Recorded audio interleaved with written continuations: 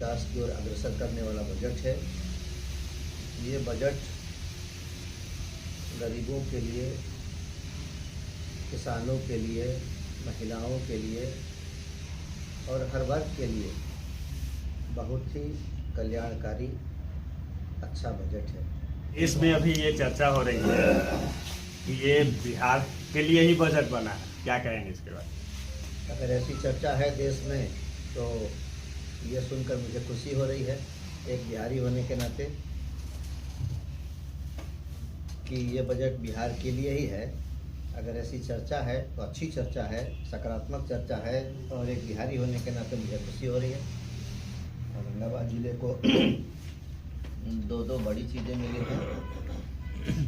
एक तो रेल के माध्यम से बिहटा औरंगाबाद रेल लाइन के एक भाग की स्वीकृति मिली है और उसके लिए 136 करोड़ रुपए का प्रावधान किया गया है।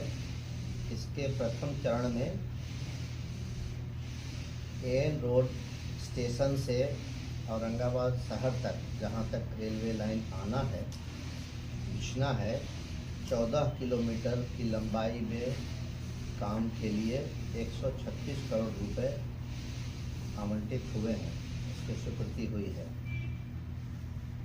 तो ये एक बहुत ही बड़ी उपलब्धि है हमारे सरकार की, और अब पूर्ण रूप से हम लोग आश्वस्त हो सकते हैं कि बिहटा औरंगाबाद रेल लाइन, जिसे बनाने के लिए, जिसके निर्माण के लिए पिछले 15 वर्षों में लोकसभा में मैंने सैकड़ों बार सवाल रखा, लगभग हर सत्र में इस सवाल को मैंने उठाया, तो अब जाकर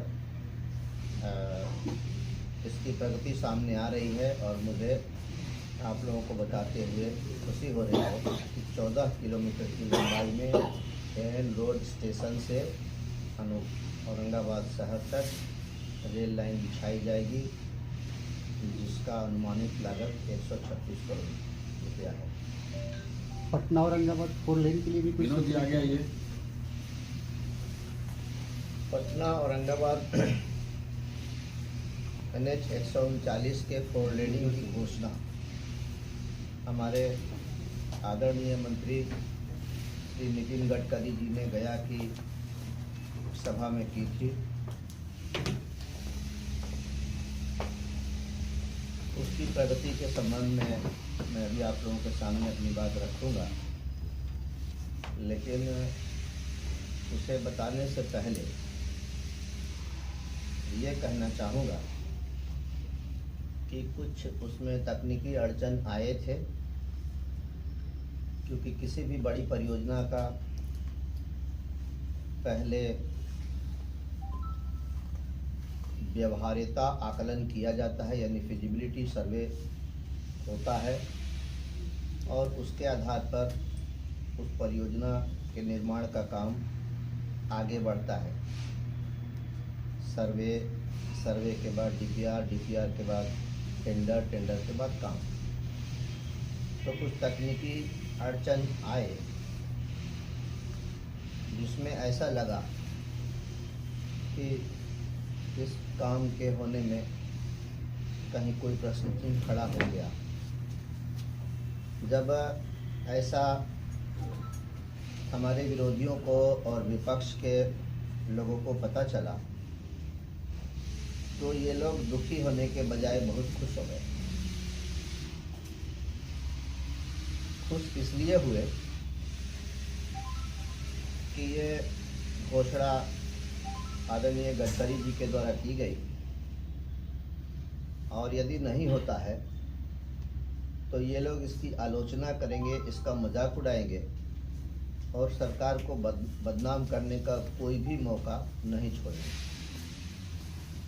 अभी मुझे मालूम हुआ कि दिशा की बैठक में भी इस बात की चर्चा हुई, और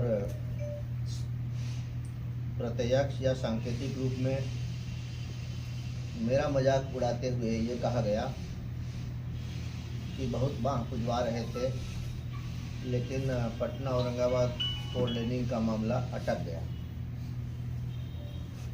अगर अटक भी जाता, जो नहीं अटक सकता है, मैं विश्वास के साथ कह रहा हूँ, तो हमारे विपक्ष के मित्रों को इसके लिए दुखी होना चाहिए था, ना कि उनको खुश होना चाहिए था।